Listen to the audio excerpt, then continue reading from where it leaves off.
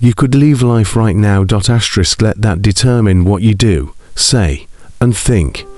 Marcus Aurelius wrote those words nearly 2,000 years ago, not as poetry, but as a command. He was the most powerful man on earth, yet he lived each moment as if it were his last, and maybe so should you. Because in a world obsessed with noise, status, and distraction, the quiet power of a dying man's thoughts might be the only wisdom that truly matters. If you've ever wondered how to live, not just exist, this video is your answer. Asterisk Marcus Aurelius had absolute power, but chose humility. He could have ruled with fear. He could have indulged in excess. Instead, he shared power with his brother, who walked among the people. He sold the treasures of his own palace during a deadly plague to ease the burden on Rome's economy. This is not the behavior of a typical emperor. This is the rare example of power used with restraint of ego turned into service. Marcus teaches us that power is not what defines a person, character does. In an age where leaders chase influence and followers, this lesson is urgent. You are not your title. You are not your wealth. You are how you treat others when no one is watching. Waste no more time arguing what a good man should be. Be one. Marcus Aurelius. Ask yourself, how would your actions change if the measure of success wasn't how much you earned, but how much integrity you maintained? Asterisk we live in a world where discomfort is treated like an error, but Marcus Aurelius saw pain differently. To him, obstacles weren't interruptions to progress. They were the path to progress. He wrote, "The impediment to action advances action. What stands in the way becomes the way." It's a philosophy that teaches us this. If you feel blocked, stuck, overwhelmed, you haven't reached the end. You've reached a turning point. The Stoic lesson isn't that we're invincible, but that we are infinitely adaptable. One path may close, but another opens. When you lose a job, your character remains. When a relationship ends, your capacity for love does not. When illness arrives, your courage becomes your strength. The question is not, can I avoid struggle? It is, can I endure it with purpose? Obstacles don't diminish you. They refine you. Asterisk Marcus Aurelius didn't just live by his philosophy. He began each day with it. Despite being emperor, he woke early, he journaled. He reminded himself of the virtues he wanted to live by. And the first battle he fought was not on the battlefield. It was within himself. Against laziness, against excuses, against comfort. When you arise in the morning, think of what a precious privilege it is to be alive, to breathe, to think, to enjoy, to love. He didn't rely on motivation. He relied on discipline. In a world where we're tempted to scroll before we even stand, Marcus reminds us that the way you begin your day is the way you shape your life. Before you check your messages, check in with your values. Before you chase productivity, protect your peace. What if you begin each morning not with urgency, but with intention? The stillness you create in the morning becomes the clarity you carry throughout the day. Asterisk during the Antonine Plague, a deadly pandemic that ravaged the Roman Empire, Marcus Aurelius was surrounded by death, economic collapse, and widespread panic, and yet, in Meditations, he wrote, "Today I escaped from anxiety." Or no, I discarded it, because it was within me, in my own perceptions, not outside. This is perhaps one of the most misunderstood truths about the human condition. Anxiety is not caused by the world. It is caused by our judgment of the world. You don't feel anxious because of traffic. You feel anxious because you think it shouldn't be happening. You don't feel overwhelmed because of your inbox. You feel overwhelmed because you believe everything must be done now. Marcus teaches us the subtle shift. Control your mind, and you control your life. This isn't about denial. It's about perspective. Ask yourself, the next time you feel anxious, is this happening to me? Or is it happening within me? You can't always change what happens, but you can always change how you frame it. Asterisk in Meditations, Marcus urges us to ask one question about everything we do, say, and think. Ask yourself at every moment, is this necessary? This is the Stoic practice of essentialism, stripping life down to what matters most, because most of what we fill our lives with is noise, useless tasks, pointless arguments, unnecessary obligations. We say yes when we mean no. We scroll when we should create. We talk when we should listen. But what if we stopped and asked, is this conversation essential? Is this task aligned with my purpose?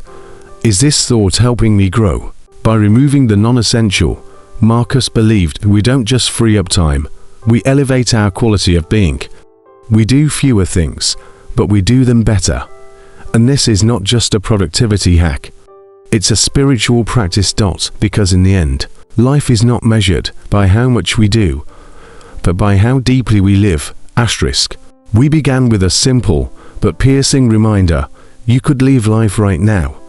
These are not merely poetic words, they are a radical invitation to live with immediacy, clarity, and purpose. Marcus Aurelius didn't write to impress others, he wrote to awaken himself. In every line of his journal, he was trying to answer one question: how should a person live, knowing that death is always near?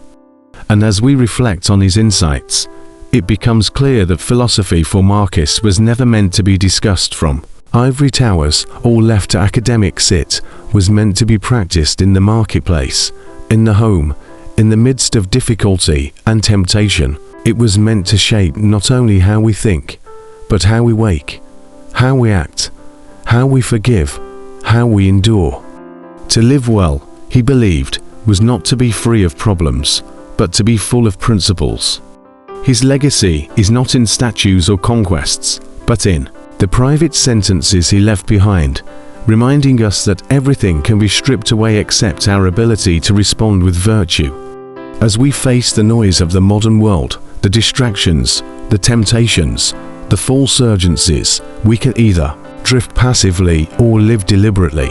And that begins not with controlling what happens to us, but with mastering how we interpret and respond. It is in your response that your freedom lies, and Marcus knew this, which is why he cautioned against blaming others, against resenting the world for its imperfections. He focused on the one area where power always remains within. Each day, he returned to that internal space where no emperor, no enemy, no circumstance could intrude.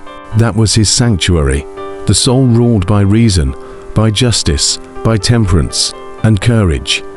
Those were his weapons, not armies or wealth. And in your own life, that can be your defense too. When you feel overwhelmed, return to what only you can govern: your judgment, your effort, your values. Not what people think, not what they do, not the outcomes you crave, but the energy you bring to each moment. That is the true battlefield, and the greatest victory, as Marcus knew, is victory over the self. But that doesn't mean isolation or indifference to others. Marcus believed in service. He believed that philosophy was incomplete unless it contributed to the good of the whole. He did not study Stoicism to become immune to others' pain, but to become more useful in times of crisis. When the empire was collapsing under the weight of plague and fear, he remained calm, generous, and focused on duty. That is the mark of real strength, not arrogance, but the ability to support others even when you are burdened yourself. Today, we have mistaken visibility for impact, applause for achievement. But Marcus reminds us that what truly matters is invisible to others: integrity, patience, restraint, wisdom. These cannot be displayed, they must be lived. Ask yourself now, in private, are you living the kind of life you would admire in someone else? Or are you performing for approval? Are your choices based on your convictions or your fear of judgment? Stoicism doesn't require perfection, it requires attention. Attention to how you think, speak, decide, and recover. It urges you to pause before reacting, to question your assumptions, to choose clarity over chaos, and perhaps more than anything, it teaches that the external world will never be fully in your control, but your internal world can be trained, sharpened, refined. This is not an easy task. It is the most difficult task of all. To govern yourself day after day, regardless of the winds around you. But it is also the most meaningful task, because no one else can do it for you. Marcus knew this when he wrote about fire, how a fire turns everything thrown into it into flame. That is not just poetic, it is a way of living. Whatever happens, use it. Let it shape you, not shatter you. Don't ask for an easier path. Ask for the strength to endure the one you're on. Because if you can bear it with grace, with resolve, with calm, then nothing has been wasted. In fact, even your suffering becomes sacred. This is the paradox of Stoicism. By accepting what you cannot control, you gain extraordinary power. You stop being pulled by desire and repelled by fear. You begin to move from purpose. You stop needing more. You begin to make more of what you already have. And in doing so, you learn to honor each moment, not because it is easy, but because it is yours. This is the freedom Marcus found, not in control over others, but in mastery over self. That is where all meaning begins. Not in distant goals, but in how you speak today, how you rise today, how you forgive today. And if you begin to live like that, something shifts. Life doesn't become easier, but it becomes more honest. Your actions begin to align with your principles. Your regrets begin to shrink. Your time feels heavier, richer. You begin to stop waiting for some distant future where everything will be perfect. You begin to live now. And that is the secret Marcus left behind, not a system of rules, but a compass pointing toward the present, toward your own conscience, toward a life that is short but meaningful. So ask yourself again, if this were your last day, would you be proud of it? Would you be satisfied with how you showed up, with how you responded to difficulty, with how you treated people you love and even those you don't? These are not questions to fear. They are questions to guide, to wake you up, because one day you won't get another day.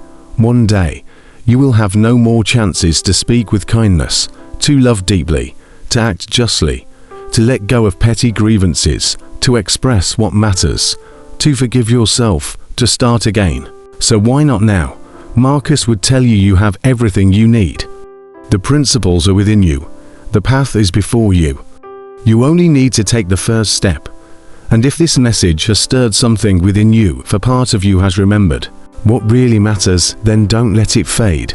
Let it transform you. Let it remind you that the most courageous thing you can do is live every moment as if it matters. Because it does. And if this resonates with your journey, then you'll want to go deeper. I've created another video that continues these ideas, focusing on what happens when you stop trying to control the world and start governing your own mind. It's titled, Control Yourself, Not the World, The Wisdom of Inner Strength. And it's waiting for you right now. If you've ever felt overwhelmed by life's chaos, this next step is for you. Click now and continue this path. You're already on it. Now let it change you.